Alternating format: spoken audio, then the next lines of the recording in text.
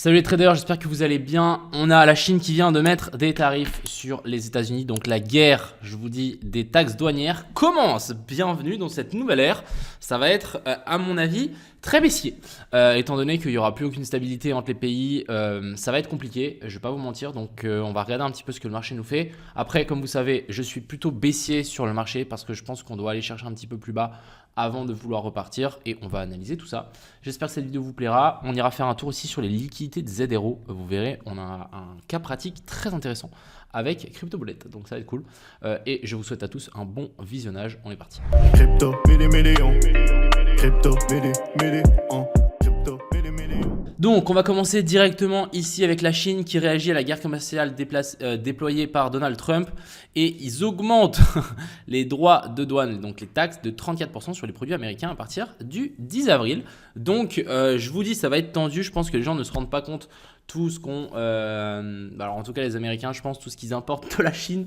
Donc à mon avis ça peut vite faire des cratères et je vous dis ça va commencer à devenir assez compliqué sur les marchés. Ça va tendre tout ça et on a eu une réaction immédiate du marché alors que le marché US n'est toujours pas ouvert et je sais même pas, ils sont pas encore réveillés. Donc ça va être assez violent. Du coup, hier on discutait de cette fameuse zone de fair value gap en H4 qui était toujours intacte. On est monté la chercher et du coup on se fait rejeter. Donc maintenant si on clôture dans 57 minutes ici en dessous, ça veut dire que la FVG a été touchée. Et la target ça va être les equal low ici. Et encore une fois je vous dis la pattern ici ça va être compliqué. Je vous dis ça va être compliqué de tenir là. Alors bien évidemment il y a un monde qu'on tient mais ça va être très compliqué. Genre vraiment ce qu'on est en train de faire ici c'est vraiment full baissier. On se fait des rejetés, on se fait rejeter. Donc franchement moi même maintenant en regardant la chart, parce que j'ai déjà vu des charts comme ça, pour moi c'est on vient faire un nouveau plus bas. Donc préparez-vous. Personnellement, je pense que c'est intéressant de shorter certaines alts que je vous ai montré ces derniers jours. Parce que si le Bitcoin chute et on a cette dominance du BTC ici qui fait que grimper et je pense qu'elle va continuer à monter, je pense vraiment qu'on peut encore faire un dernier pic ici de quelques pourcentages vers le haut, donc 5 à 6%. Je vous laisse imaginer l'état des alts. Récupérer l'equal high qu'on a laissé là, la mèche aussi et ensuite potentiellement s'inverser. Je vous dis les gars, c'est mon dernier espoir sur cette dominance du BTC. Si on ne fait pas ça, je sais pas, j'aurais l'impression que c'est plus exactement le même cycle. Bon, c'est déjà pas les mêmes cycles, mais ça va commencer à devenir compliqué. Donc, ce BTC ici, à mon avis, on peut vraiment se faire rejeter. C'est vraiment baissier. Je veux pas faire l'avocat du diable, mais je pense que la zone des 0,138 ici est largement touchable. Comme vous savez, on a eu du coup la FVG qui a été touchée ici. Ensuite, on a eu une autre boss. On est remonté, on se fait rejeter. Et là, on se fait rejeter de nouveau une deuxième fois. L'équal low qu'on a là, il va être touché. Et la prochaine zone qui va être très intéressante, ça va être en premier ici sur la zone des 79 900. Et la deuxième zone, ça va être la zone des 78 180. Potentiellement triple tap. Donc premier tap, déviation, deuxième tap et troisième tap. Ou potentiellement sweep de ça et ensuite on repartira.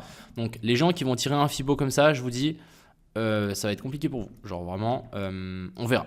Écoutez, je veux pas. Là pour moi c'est des prédictions, donc il faut que j'arrête. Mais si on est dans un sens structure ici, ça peut être intéressant. Pourquoi pas? Pour vous montrer, pour faire en fait un plus grand A, B et puis C. Et ensuite après on redescendra plus bas et on viendra récupérer ses liquidités. Ou comme le Bitcoin aime bien faire, on est dans une tendance baissière, ça on enfonce et on descend plus bas. Donc vraiment tout va se jouer dans cette zone là et on avisera à ce moment là. Donc pour le moment plutôt une baisse ici. Du côté de l'Ethereum, pour le moment c'était plutôt bien réussi, on va flash, on est bien venu chercher la zone de FVG, on se fait rejeter. Hier on a eu un sweep du lot, très intéressant. Par contre, est-ce qu'on a une pattern d'inversion structure? Est-ce qu'on a quelque chose ici? Que nenni, on n'a rien, du coup simplement je pense que ça va juste continuer à descendre tranquillement et à saigner. Ce qui pourrait être assez intéressant ici, c'est de potentiellement faire un W sous la zone pivot là. N'oublions pas qu'on est dans la grosse zone de fair value gap en weekly de tout le mouvement ici, donc on est vraiment dedans. Ça peut être assez intéressant de voir un rebond, mais bon, pour le moment les gars, je ne veux pas vous vendre des diamants si j'en ai pas. Je sais pas quelle citation j'ai sortie, mais en tout cas, Ethereum contre Bitcoin, il n'y a rien qui nous dit que c'est haussier. Donc, c'est compliqué. Ensuite, on a le CRV, je suis toujours en position dessus. Malheureusement, très bien ce qu'on est venu faire. Donc, regardez, sweep du high, on a le boss qui est là, on remonte en A, B et puis C. On vient sweep ce sommet sans sweep la mèche. On laisse les liquidités là et vous voyez que là ça descend tout d'un coup, donc c'est très propre. Target des nouveaux plus bas ici. On a le ZRO. Alors le ZRO, je vais y revenir dessus parce que je vous dis, cette charte elle est vraiment tricky. Alors moi j'étais en short, c'est remonté, je suis repassé en négatif, du coup j'ai toujours ma position. Donc qu'est-ce qui s'est passé un petit peu et qu'est-ce que c'est cette fucking charte? Je sais pas où est-ce qu'on va. Alors ce qu'il faut comprendre, c'est qu'on a toujours le sweep au-dessus de ça. Ensuite, on a eu donc confirmation de la tendance baissière, on vient chercher. Et du coup, là, en fait, c'était vraiment une espèce de consolidation un peu compliquée. Et je pense qu'on est dans une A, B et puis C. On vient sweep une dernière fois les highs. Et du coup, ici, on s'enfonce et on vient chercher ici en dessous. Alors, pourquoi j'en parle tant? Parce que déjà, pour moi, la charte est trop intéressante et je veux réussir à dompter ce petit ZRO. Mais surtout, ce que j'ai remarqué tout à l'heure, c'est qu'on a CryptoBullet qui nous a partagé cette petite analyse sur le ZRO avec une potentielle épaule, tête-épaule inversée et que ça allait potentiellement exploser ici vers le haut. Du coup, on allait exploser mon short. Alors moi, je n'ai pas été très content quand j'ai vu ça. Par contre, quand je vois ce genre de truc, je me dis, ok, qu'est-ce qui se passe dans la tête d'un double? On a un gars qui a beaucoup de followers qui met une charte comme ça. Du coup, les gens vont commencer à long. Ils vont mettre leur stop loss ou sous cette mèche-là et ici en dessous. Logique, hein. Je pense que c'est assez prévisible pour tout le monde. Moi, je voulais confirmer ça. Qu'est-ce que j'ai été faire? J'ai tiré et été voir la liquidité qu'il y avait sur ZRO sur Binance. Et vous voyez que là, on a un gros spike ici en dessous. Donc, je pense que l'analyse de CryptoBullet n'est pas mauvaise, mais on est peut-être un poil trop tôt. Et je pense qu'on peut faire ici une dernière baisse qui pourrait finalement donner raison à notre fameux short. Prendre nos TP sur quoi? Sur les liquidations des gens.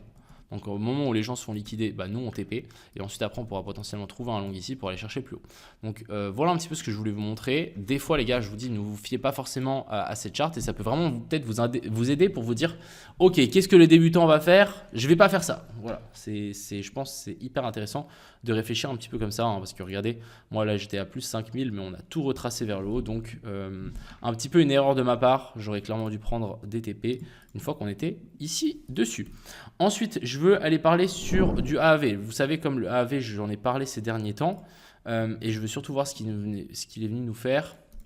Ok, bon, pour le moment, aucun retournement de structure. Là, de nouveau, on a exactement la même pattern. On a quoi? On laisse les liquidités au sud. On vient sweep le high, déviation. Donc là, on a fait un petit... Là, c'est la seule fois où je peux accepter un M-top. C'est quand on a une zone pivot ici. Et en fait, la neckline... c'est la neckline du M. On peut faire la même chose ici avec un W. Hop, on descend, on fait un truc comme ça et ensuite on intègre. On a fait exactement ça d'ailleurs sur le ZRO. Je vais vous montrer juste ici. Vous voyez, on a le plus bas, on traverse, on fait notre W parce que ici en fait on galère une fois, on redescend et après on repasse par-dessus le petit pullback et ensuite ça part. C'est la seule façon où je peux accepter les M-top et les W bottom. Ici on peut faire un petit tour ici sur le SUI, donc de nouveau franchement grave baissier. Ici on va faire un nouveau plus haut, on vient sweep le high, ensuite ici on vient faire un autre boss dans la tendance qui est baissière, on remonte, on redescend. Ici, de nouveau, on piège un petit peu les gens parce que les gens ils vont dire « Ah, on a fait une inversion de structure ». Pas du tout. On vient juste faire une énorme mèche au-dessus. La tendance, c'est sur quoi on doit se rattacher. Et là, boum, on redescend encore plus bas. Donc franchement, ici, le SUI, il a détruit la charte vers le bas. Et clairement, je pense qu'on va venir chercher beaucoup plus bas. Donc franchement, les gars, je ne veux pas vous faire peur ou quoi, mais les charts, elles commencent à... ça va continuer à descendre. Il n'y a pas de 36 000 autres solutions. On peut peut-être faire un petit tour sur le hype. Je sais que vous êtes pas mal hypé par le hype. Mais pour le moment, voilà, je ne veux pas vous faire peur et tout. Mais bon, il n'y a rien de haussier encore une fois. Et même si on vient chercher un petit peu plus haut ici, chercher la FVG, ça sera pour moi un très joli short pour venir récupérer encore un petit peu plus bas. Donc voilà un petit peu ce que je voulais vous montrer. Donc faites un petit peu attention à vous. Je pense que le trading actuellement, il est facile si vous tradez dans la tendance. Simplement les gars, analysez les charts. Dès que ça commence à être baissier, dès qu'on a un petit peu un rebond comme ça, on vient chercher les FVG qui sont placés ici au-dessus.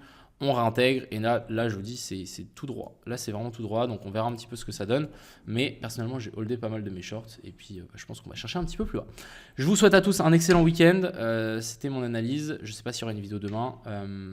Et puis, profitez bien. Je pense que ça vaut la peine de sortir un petit peu et de décompresser, de penser à autre chose, clairement. En tout cas, moi, c'est ce que je vais essayer de faire. Et je vous souhaite à tous une bonne journée et un bon week-end. C'était Crypto Millions. Ciao.